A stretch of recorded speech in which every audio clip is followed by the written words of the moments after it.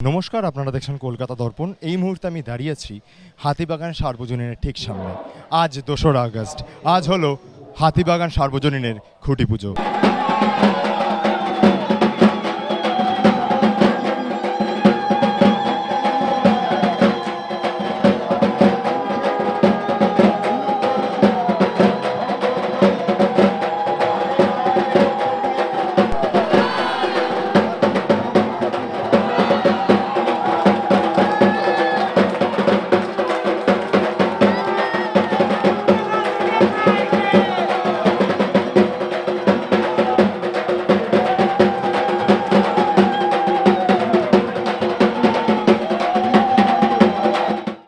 আমার সাথে এই মুহূর্তে আছে রবীন রায়, অর্থাৎ হাতিবাগান সার্বজনীনের আর্টিস্ট।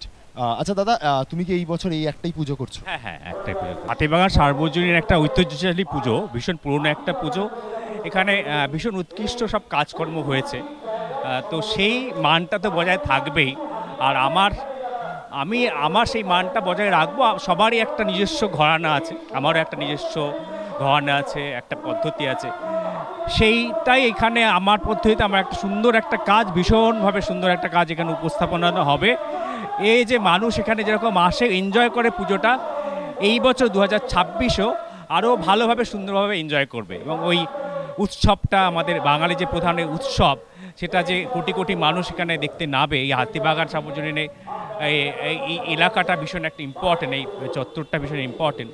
সেই জায়গা থেকে কোথায় একটা খুব ভীষণ একটা নান্দনিক একটা উপস্থাপনা হবে 2026-এ। আচ্ছা, নতুন সরকার এসছে, নতুন গাইডলাইন্স, সেই গাইডলাইন্স কতটা কি মেনে পুজো করবে হাতিবাগান সার্বজনীন 2026 সালে? তো একেবারেই তাই, এখন গাইডলাইন সবাইকেই মানতে হবে, মানা উচিত। ও সেই মেনেই আমরা এগোচ্ছি। সেই আমাদের আগে যেই জায়গাটা অংশটা হতো সেখানে একটু চেঞ্জ হচ্ছে, তো সেই অনেক কিছু মেনেই চলছে। একটা গাইডলাইন অলরেডি হয়তো এসছে এবং ভীষণ স্বতঃস্ফূর্তভাবে সবাই ইনভলভ হয়ে গেছে। এখানে বোঝাই যাচ্ছে আজকে কুটি পুজোর মাধ্যমে সেটা প্রচুর মানুষ এখানে সমাগম হয়েছে। আমরা খুব সহজভাবেই খুব সহযোগিতা পাবো আমরা, সেটা আমরা হিংস পেয়েছি। সরকারের সহযোগিতা ভীষণভাবেই আসবে, সুন্দরভাবেই হবে সমস্ত কিছু কাজকর্ম আশা করা যায়, এবং আরও বেশি মানুষ উৎসাহিত হয়ে আরও যুক্ত হবেন। আচ্ছা রবীন্দ্র, একটা কি হিন্ট দেওয়া সম্ভব যে কি বিষয় এবার পুজো হতে চলেছে বা কি থিম? একটা টাইটেল আছে, ছন্দ ছাড়া ছন্নপতন।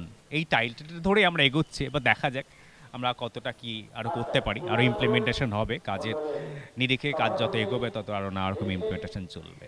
আমার সঙ্গে এই মুহূর্তে আছে হাতিবাগান সার্বজনীনের পুজো প্রেসিডেন্ট, আপনার নাম? বিশ্বরূপ শীল। আচ্ছা, আপনাদের এই যে নতুন সরকার এসছে, নতুন সরকার প্রচুর গাইডলাইন্স দিয়েছে, সেই বিষয়ে আপনি কি বলবেন? পুজো করতেই কোনো অসুবিধা হচ্ছে? গাইডলাইন্স অনুযায়ী আমাদের পুজো হবে। আমাদের এখানে ওসি সাহেব পুরো এটা দেখিয়ে দিয়েছে কোথা থেকে কোথায় হবে, যাতে কোনো বাড়ির অসুবিধে না হয়। সেইভাবে সমস্ত লোক যাতে ঠিকমতো যেতে পারে সেইভাবেই হবে, এবং গাইডলাইন্স যেগুলো বেরোবে পুরো সেইভাবেই মেনে করা হবে। ইতিমধ্যেই হাতিবাগান সার্বজনীনে এসে পড়েছে তাপস রায়।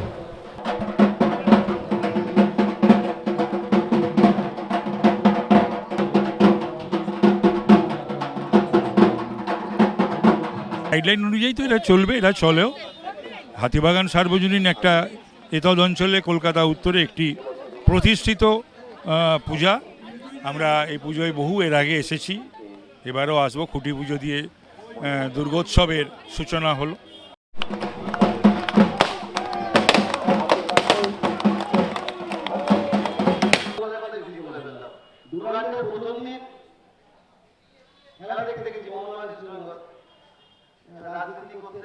খেলা দেখতাম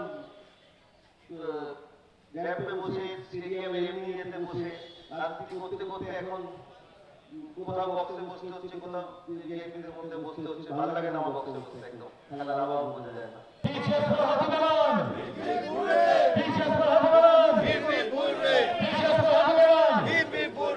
দুর্গাপুজো আমাদের রাজ্য সরকার অত্যন্ত চায় যে অত্যন্ত ভালোভাবে হোক, সুন্দরভাবে হোক, মানুষের অসুবিধে না হয়ে দুর্গাপুজো হবে। তো পুজো হতে হবে।